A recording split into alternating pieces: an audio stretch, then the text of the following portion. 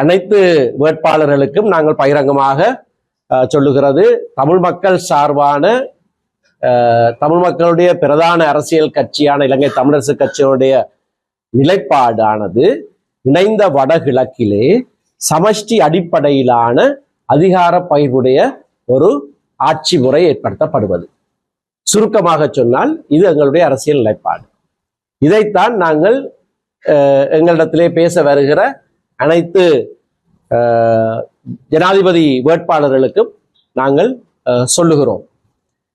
இதற்கு யாராவது இணங்கி வந்தால் அவர்களுக்கு ஆதரவளிக்கலாம் என்கின்ற கருத்தும் கூட்டத்திலே சொல்லப்பட்டிருக்கிறது. தீர்மானம் ஒன்றும் நாங்கள் எடுக்கவில்லை, கூட்டத்திலே அப்படியான ஒரு கருத்தும் வந்தது.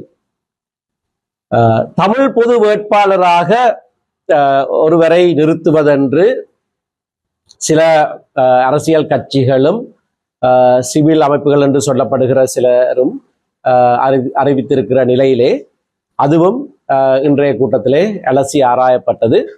இதற்கு முன்னரும் 2 கூட்டங்களிலே நாங்கள் இதை பற்றி பேசியிருக்கிறோம்.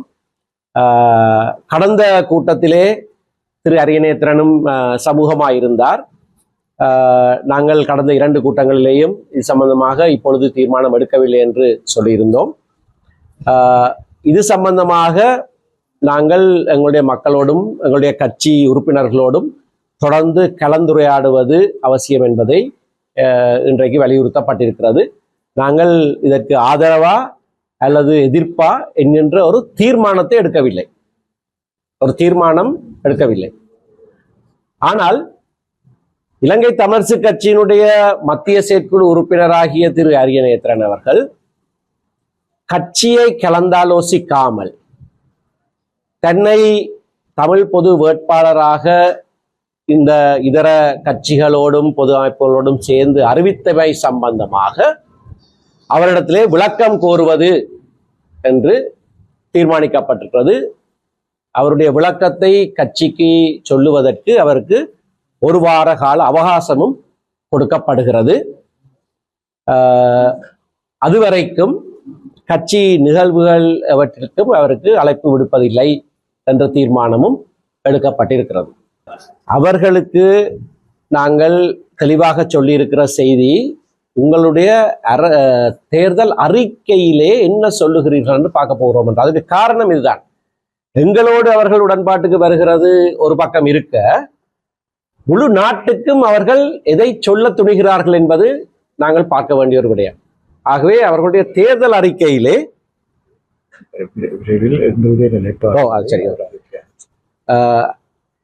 சிங்கள மக்களுக்கு விசேஷமாக எதை செய்வோம் என்று அவர்கள் பகிரங்கமாக அறிவிக்க வேண்டும். ஆகையால் அவர்களுடைய தேர்தல் அறிக்கை வருகிற போது நாங்கள் அதையும் பார்த்துத்தான் எங்களுக்கு சொல்லுகிறது மட்டுமல்ல, வெளிப்படையாக அவர்கள் என்னத்தை சொல்லுகிறார்கள் என்பதை பார்த்து, அதே வேளையிலே நான் இப்பொழுது சுருக்கமாக எங்களுடைய நிலைப்பாட்டை சொல்லியிருந்தேன்.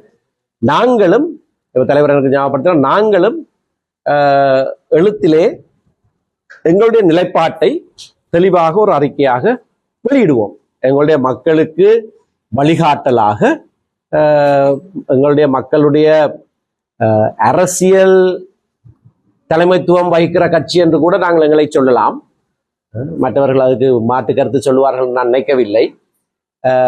அப்படியான பொறுப்பை நாங்கள் உதாசீனம் செய்யாமல் மக்களுக்கு வழிகாட்டலாக நாங்களும் ஒரு வழிகாட்டல் அறிக்கை ஒன்றை ஜனாதிபதி தேர்தல் சமயத்திலே நாங்கள் வெளியிடுவோம்.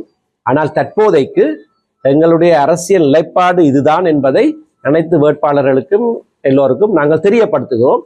ஏனென்றால் இதற்கு அவர்களுடைய மாறுதரம் என்ன என்பதை நாங்கள் அறிய விரும்புகிறோம். கட்சி முடிவெடுக்கிற வரைக்கும் ஒரு ஜனநாயக கட்சி என்ற ரீதியிலே எல்லா விதமான கருத்துக்களுக்கும் நாங்கள் இடம் அளிப்போம். அதுக்கு எந்த விதமான தடையும் கிடையாது. ஆனால் ஒரு முடிவொன்று எடுத்த பிறகு அந்த முடிவோடு இணங்கி அனைவரும் செயற்படுவார்கள் என்று நாங்கள் எதிர்பார்ப்போம்.